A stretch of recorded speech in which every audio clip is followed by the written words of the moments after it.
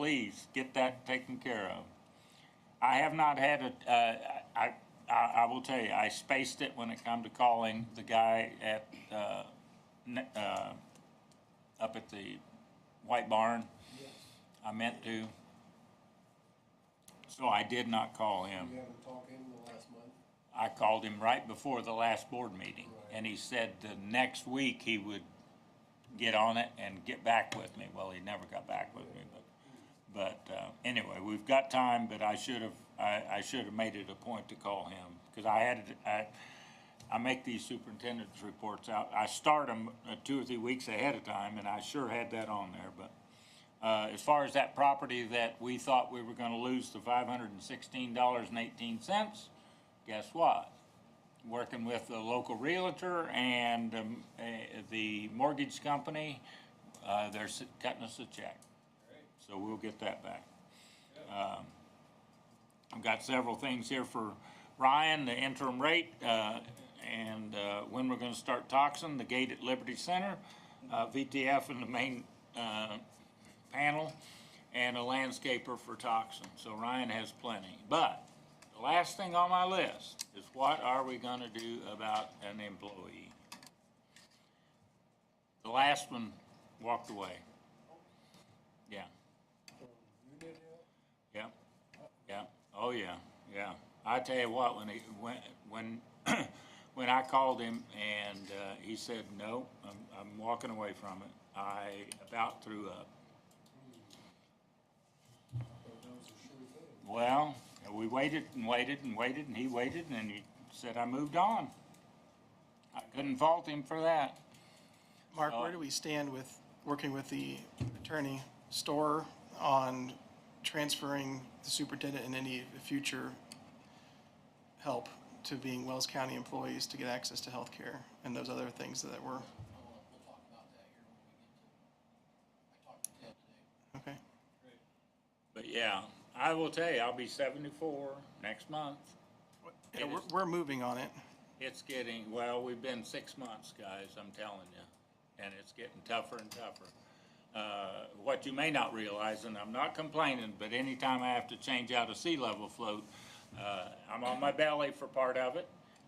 If the wires don't pull through properly, I'm up and down 5 and 6 times just to get the wires pulled through and to pull them back through. And it is getting tougher and tougher for me. And I'm blessed with good health most of the time, except last month. But, so I'm not complaining at all. You got anybody else in mind? I have no idea. And that's another thing. We need to, does the board want to post that someplace? I will tell you 2 or 3 other things, and I didn't put them on here because I did this today. I spent my time, over the weekend, I thought, I'm gonna find out what other RSDs are doing. So I went online, I found out, I forget how many RSDs there are in the state. Huntington County has 3. Can you believe that? They have 3 of them. Anyway, so I picked out ones like Elkhart County, Hendricks County, Hamilton County, just counties in this, J County, counties in this area, and called them. They're all using contract labor for the maintenance. Yeah, I couldn't find none of them that, other than Adams County. So I called Nathan. I said, Nathan, what about the person, because they had two applicants for the job that they just awarded. I said, what about the other person? And basically, without going into detail, he said it probably wouldn't fit for us. Nothing against me or anything in Wells County, but just wouldn't work out. So there we are. I did try. I have been trying, but we have got to get this taken care of. Before we post it, we need to find out. Yes. We can offer them. Yes, we had that, and I provided that to Story last. Well, I think Nathan is. He wasn't complaining, but he said there's just not much motivation. I think is how he put it this morning. You know. Okay, now when you said it wouldn't fit us, are you talking about private contract? No, this was their other applicant for the job. Oh, okay, oh, yes. Yeah. I knew you And the biggest thing is that person could not work nights. If they could not do call-outs. Is what Nathan said was the biggest reason. And I think maybe that's part of the reason they didn't hire him, so. So the others, how many other sewer districts, you said have no employees at all? Most of them have a secretary or administrator, and that's it. So, Okay, like imagine your there- job is a private contract. Well, no, my job, the way it sounded, my job that was the only paid employee of, and I don't know, I did not ask them because I was talking secondhand to most of these guys. I thought, when you call the number that's on their website, you're basically calling that contractor. And when I called Huntington County, I know Brad Wolf. I've known him as long as I've been in the septic business, because that's what he does too. And so I talked to him for a long time about it. And the interesting thing about that is, he said 3 or 4 years ago, he's had this contract for 10, 15 years. He said 3 or 4 years ago, he said, I just got sick and tired of people calling at 5 and 6 and 7 in the evening and say, hey, when I left for work this morning, my alarm was going off. Can you get out and fix it? He said, so he changed his contract. He will only go from 8 to 4 and let people suffer. We can't do that. And like I talked to Nathan, a lot of those counties don't even offer the maintenance. It's up to the homeowner. Wells County and Adams County, because of the way our funding is, we're required to. We don't have that option. So we're in and Nathan said that too. We're kind of in a different situation than a lot of them. And I noticed online, because I searched quite a bit, several of them of the regional sewer districts that have totally disbanded. Don't know how that works either. But It'd have to be taken over by municipal. I guess, yeah, Yeah, because you got pipe in the ground, yeah, that's everybody's connection, that has to be maintained. yeah. That doesn't, I don't know how they I, manage that. I didn't understand it either, but it's sure, I've not dealt with any of the smaller districts that operate that way, but even if you have a administrator, you still have to have somebody that's full-time, answering the phone full-time Yeah. administration. Yeah. And it's, if you contract all the maintenance and all the labor and all the work, that's one thing, but you still have to have somebody that's an employee that's answering all the calls and coordinating service calls and coordinating everything. And- So there again, now you've got an employee, and if they're working full-time, then they're gonna need to have health benefits, and so if they're an employee of the district, then the district provides it. yeah, And so, yeah, I don't know. I don't I either. know LaGrange County is big, and they've got a lot of employees, and Steuben County and all of those districts have, Because of the lakes, right? yeah, Yeah. they're set up like we are. They've got a superintendent, they've got employees, and they got maintenance workers, they got administration. It's a completely standalone, entity, and it's a utility district, and so the utilities take care of all of their own work. They own the infrastructure, they maintain it, and they hire, and they, it's all based upon the rates and the debt service, and which is what we've done since the inception. And, to move from what we are now and say, okay, well, we're just gonna contract with somebody to take care of everything. Number one, I think at the end of the day, I think you're gonna pay more, I would think. typically when you go to contract everything out. Now you're hiring an independent, business person who's paying everybody. I don't think contracting is on the table right now. What was on the table right now was working with Wells County to get an interlocal moving forward. We've been in that position for 2 months. And the response that we've got, and I got again, is that that they will not allow us to have an employee and then participate in their health plan. They'd have to be an employee of the county and then have to be on the county's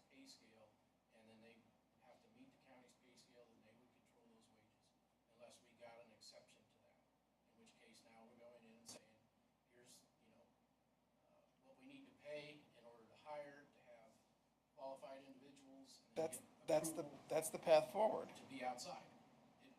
If that's what this board wants to do, I think that's gonna inject another layer of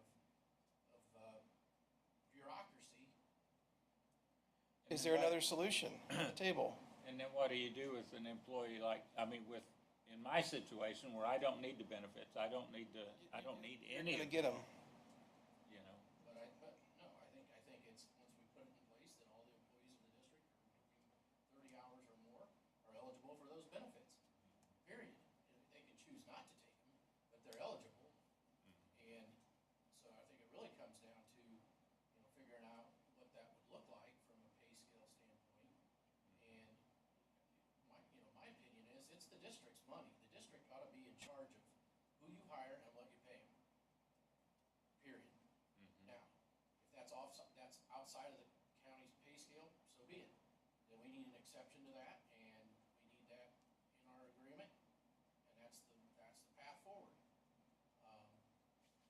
Yeah, we just need a I think timeline we to need make, all have some- timeline to make that happen. We need to have some discussions about that, and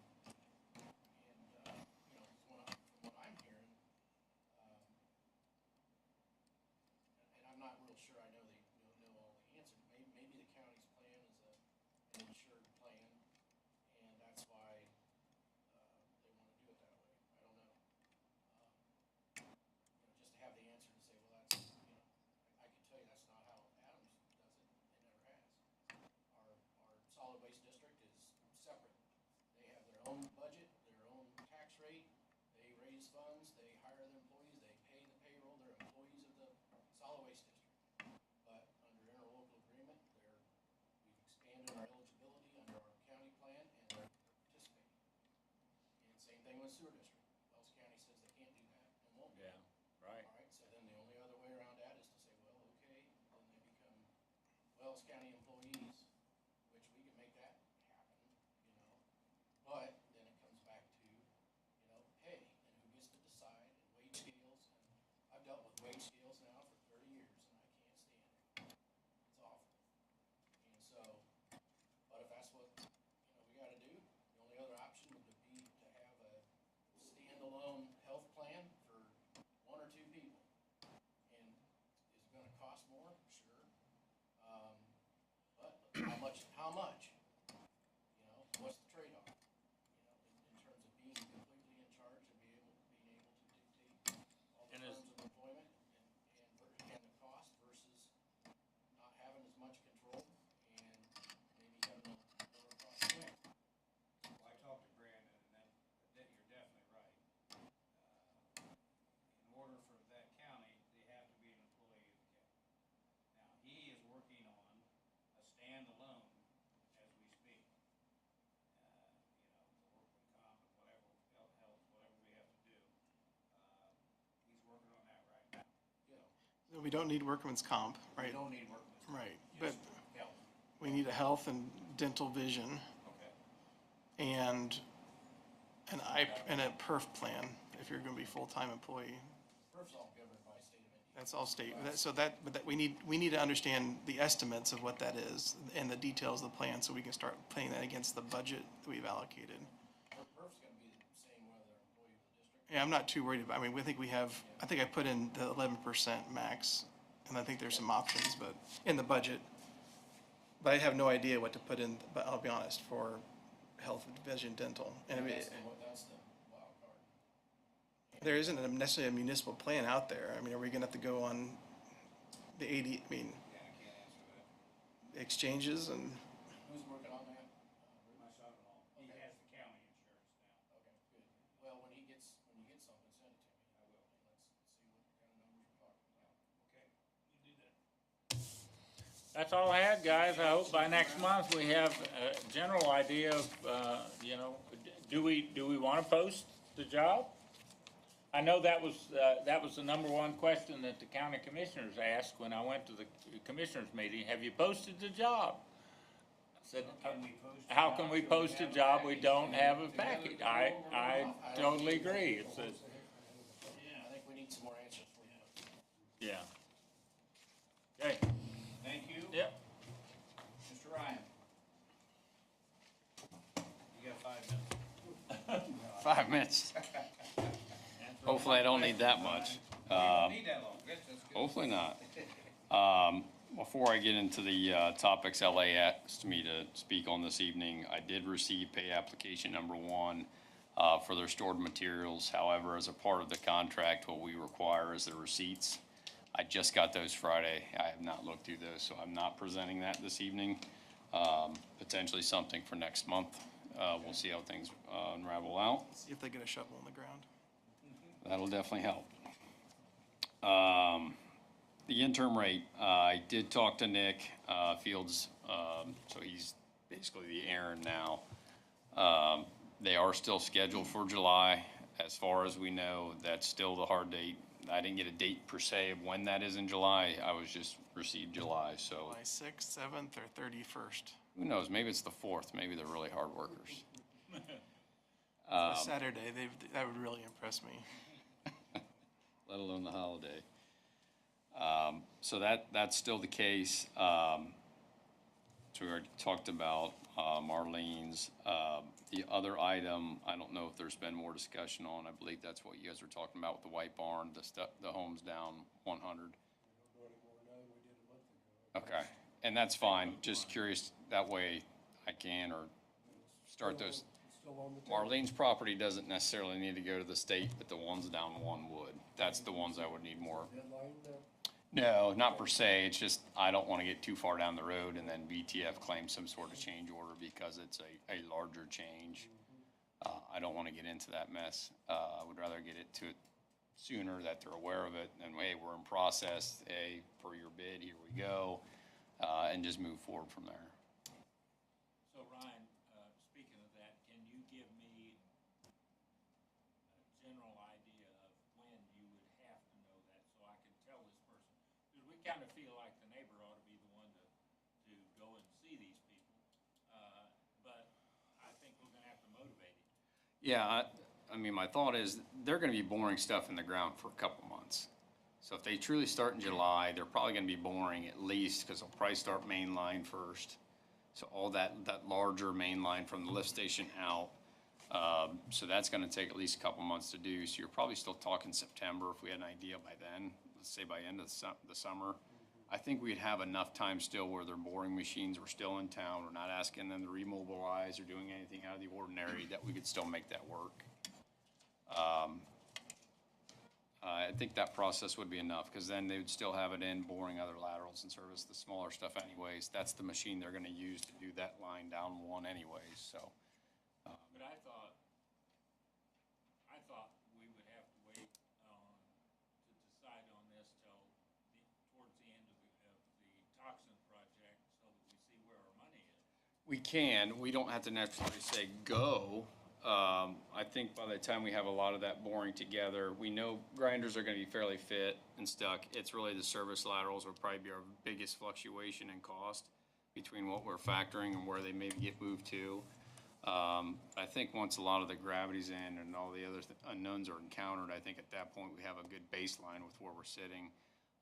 We also have, we know where that budget is. We know kind of where our flexibility is anyways, that we can kind of say, yes, we know we're staying underneath budget, or no, we're starting to trickle above to where we need to start making a call whether we go that way or not. I think the biggest thing would just be, we can start the process through the state, and maybe that doesn't happen till we know for sure that that's where we want to go.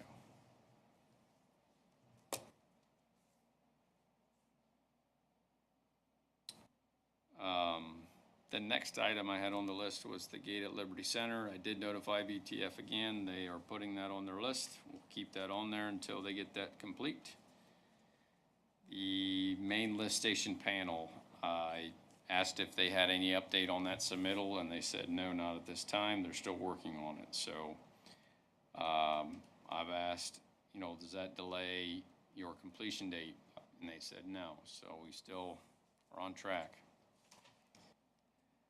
Last but not least, the landscaper for Toxin. I know they're still evaluating that and pricing things out. I think since that's still a bit further out, they're still kind of, I don't think they're getting too anxious about getting numbers from some of those local landscapers yet. I think once we get close to that, they'll probably reprice that. That's how they handle a lot of that stuff anyways. once they get closer to that time. So they didn't have any definite answer on who's gonna do that yet or how that's gonna be, complete at that time, so.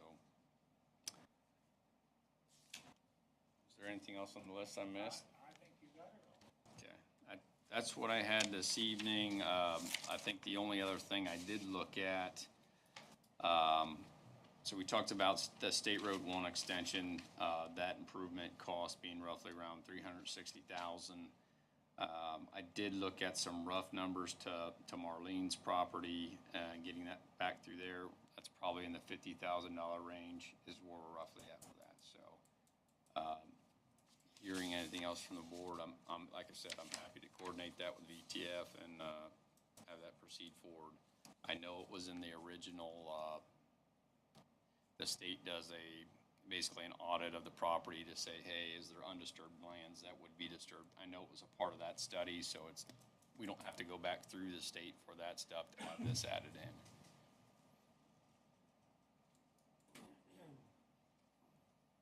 Do we need any motion or anything for that extension or that revision?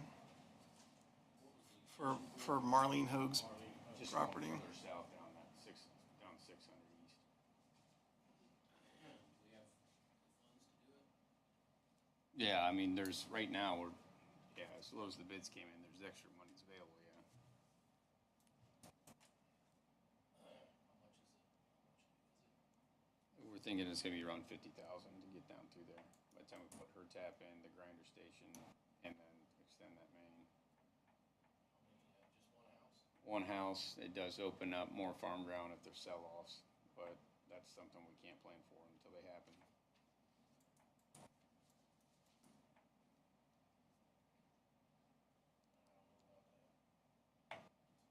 The question is, do we need a motion to approve it? Or can, Well, absolutely. I would say. all right, then I'll make a motion to approve the extension to Marlene Hoag's residence. Okay, we have a But motion on again, the so table. I'm clear, it was in the original PER. Oh, That's what confuses me, I think we cut it the last time because of the cost. because of, another town was in the original project. That was when we bid Kingsland and Toxin together, correct? Yeah. And it might have been with the alternate, was that going down 500 north versus 600? It might have been. There was a couple different There was, things it we might have been played part of with that at time, alternative. Correct. So this is the only property involved. It's all paid for under our current financing, right? It's within our budget for our current project. To go down there, you're saying? I mean, we're underneath what we bid out and what the state has allocated, yes. And this is the septic elimination. Yes. Oh, yeah. I was just there last week. Okay, I didn't put it in. we have a motion on the table. Do we have a second? I'll second it. We have a motion and a second. All in favor, say aye. Aye. Opposed?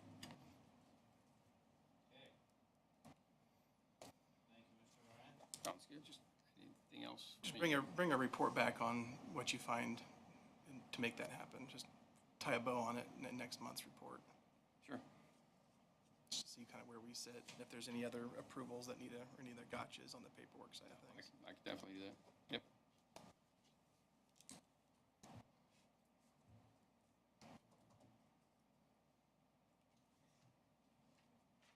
Anything else for me?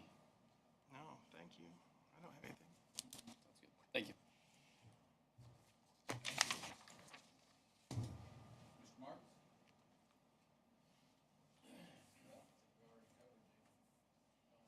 question. We've got this arbitrage agreement that we need to have signed for Baker Tilly. I only printed one copy of that, and I gave that to Bruce. It's in that envelope there, Bruce. Okay. Because it's a bunch of pages. There are two places that would need signatures, Does Mark have that, or do I? I've got one. Okay. and you have one, Bruce. You have the complete one. And if the board wants me to always print this stuff out, I can. But Brooke had sent it to you in your email, so. Yeah, she did. Yeah, you can look at it there. But there will be a couple things to sign. Okay.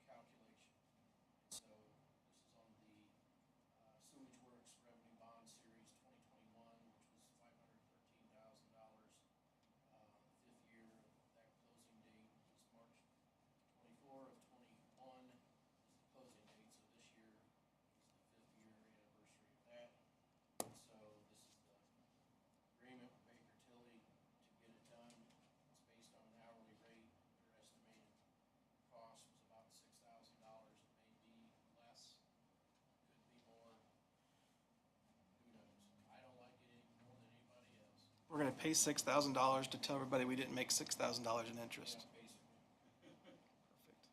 sounds like a great deal. For Baker Tilly.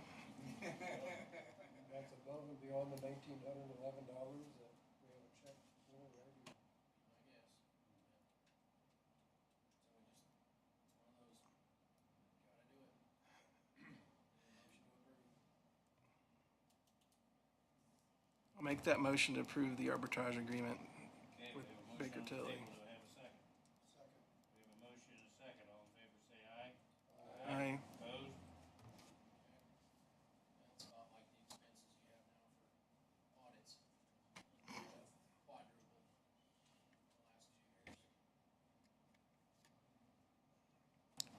All right, next thing is we've got one disbursement request form, and this is for, choice one, and it's $1,378. And this is disbursement request form number 13 on this project, talks about, attached itemization summary is attached. Just need a motion to approve that disbursement request form. And that'll be paid directly to, from SRF to Baker Tilly. Again, it's $1,378. Baker Tilly or Choice One? Why did I say Baker? Sorry, choice one. Not doing any arbitrage. You don't wanna get into that business? It's very lucrative. You probably can make a business case. Okay, can I entertain a motion to pay choice one, $1,378, disbursement number 13. We have a motion on the table. Do I have a second? Okay, we have a motion and a second. All in favor, say aye. Aye. Opposed?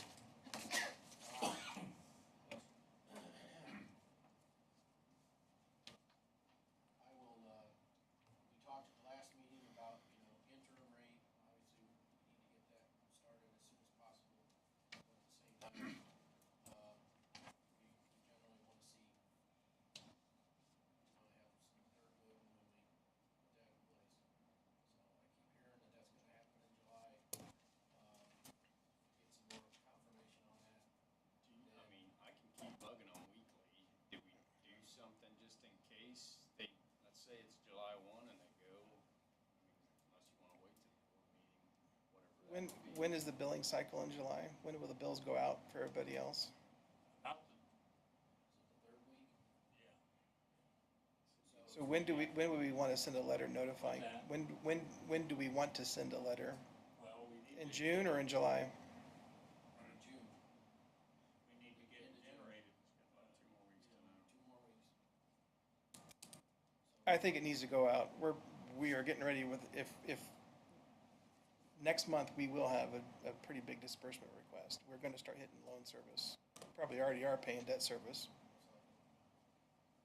Yeah, I think their pay application was for about 200,000 in store materials.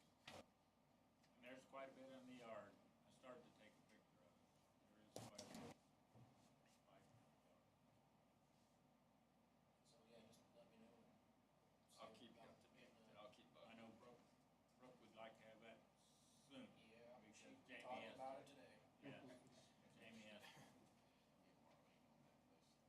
yeah. Could I ask Ryan one more question? Sure. Is there any update on our inspector?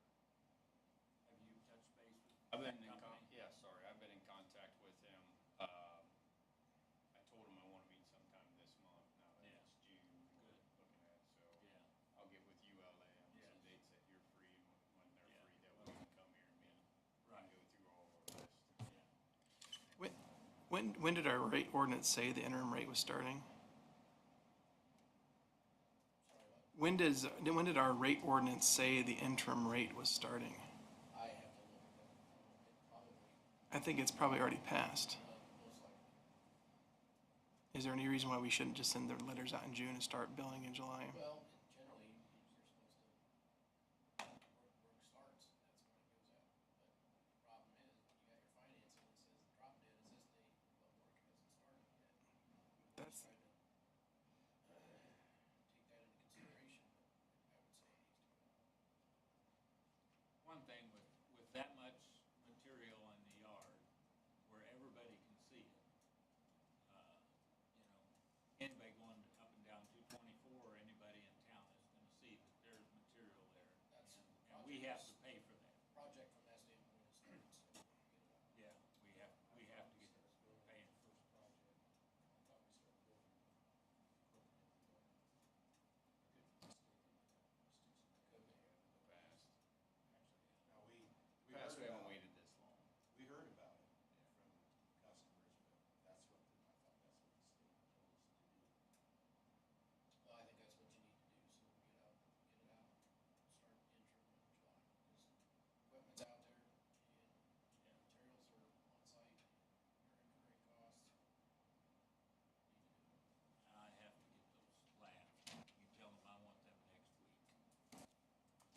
Well, I mean, I've got to start going to each home and deciding where those grinders are gonna go. And I don't, you know, I'm assuming, for me to meet with the homeowner, and a lot of this is gonna be evening, and this is another reason I need a helper. But, I mean, to be safe, I'm figuring 2 hours at each homeowner, because I'm gonna have to explain everything to them, and we'll have to go over where we want the grinder. And like I told Doyle Whirling, and I was glad he came early, I want enough time so that if we set a stake, and 3 days later he decided to talk to his wife or whoever, and decided, man, we wanted to put a pool in right there, you know? They need, what I'm saying is, I don't want VTF there the next day. No, didn't have that. These people have to have time, and so that I could go back with them and change this, because we want it where they want it. I don't remember when you put the stake in my ground that you even gave me the option. I think we did, Bruce. Just kidding. Yeah. What's the time differential between the time that stake's put in the ground, locates are called in, and before they set up the grinder? Well, you know, in most of the Craigville project, I was at least a month ahead of them Yeah. to give them time. And like you say, they've got to call in locates and verify that. And, you know, if the locate is right where I've set my stake, then we have to move. And I have to go back and talk to the homeowner to make sure it's correct. And believe you me, there were 2 or 3 in Craigville that I moved that stake 3 times. That's what started this anyways, was some folks did change their mind. VTF would get there and then we're like, well, that's not what we agreed upon. We want it here now. And then a lot of confusion bred from it, which is why we do these. So what I do now is, and another nice thing is I'm now a notary. So we can take care of these easements. We don't have to, we've still got 3 from the first project that have not ever signed those easement documents. But on this project, when I'm there, we're gonna sign the easement documents and get them notarized. We're gonna, I draw a map, and that map goes, after we agree on where this is gonna be, then that map goes to VTF and they put it in a binder like they did last time. And so there's no, you know, and if they come and it isn't where, you know, for whatever reason, if the stake gets moved or whatever, they at least have a general idea where to start looking for that. So it's a process, I will tell you that, but I think it saved money for the total project, because they were having to pay a surveyor to come and put those pins in, and they were in the wrong place anyway. Now, the hands-on approach saves money And it, you know, and time, and it gives the homeowner, and there's communication. yes, and I think that's the critical I one. think that's key. That's all I got. I got one question. Trent and I were curious, is the buy-in fees for projects 2 and 3 still in limbo? Is that something you have to deal with the state on? Yeah. Gotta figure that out. No answer yet.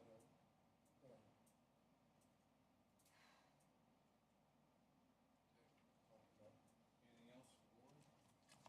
Anybody in the audience got questions that we can try to answer? All right. I got one question on the financial reports and the income statement for through June here.